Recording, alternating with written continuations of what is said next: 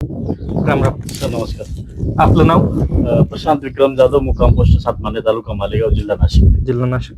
आपण हे विशालचं गुलाबचंदन वाण आहे, हो. हे कोणाकडून घेतलं होतं? तुम्ही देवरे अँड सन्स नागपूर. देवरे अण्णा हो. त्यांच्याकडून घेतलं हो. होतं. आता आपण हे वाण किती वर्षापासून करता? आम्ही मागच्या 3 वर्षापासून वापरतोय.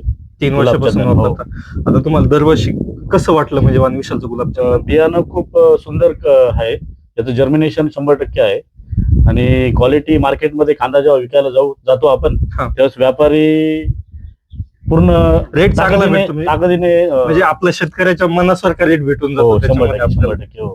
आणि माल विकायला जाताना खूप आनंद होतो, कारण आपल्या मालाजवळ भरपूर शेतकरी येऊन पाहतात की भाई क्वालिटी कोणती आहे, क्वालिटी कोणतं बियाणं आहे असं विचारलं जातं. आता तुम्हाला शेतकऱ्यांनी विचारलंच असेल कोणतं काय? हो, आम्ही 100% सांगतो हे गुलाबचंदन आहे.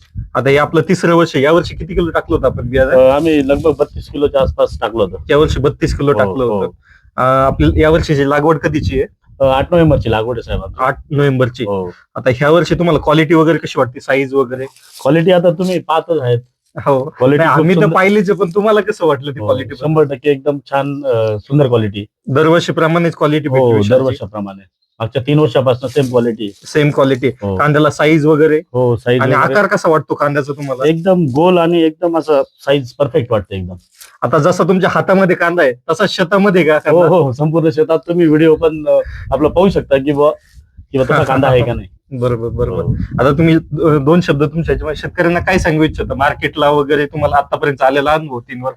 हो, विशाल गुलाबचंदन आहे, सुंदर बियाण्याची क्वालिटी आहे आणि सुंदर बियाणं आहे.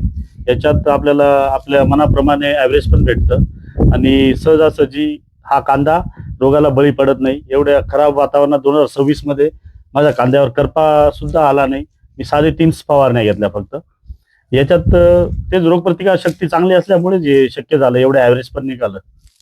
खूप सुंदर क्वालिटी. आणि जर्मिनेशन वगैरे कसं वाटलं आपल्याला? जर्मिनेशन 100% झालं साहेब. 100%. हो, काहीच नाही, त्याच्यात एक पण दाना खराब नाही झाला. बरोबर.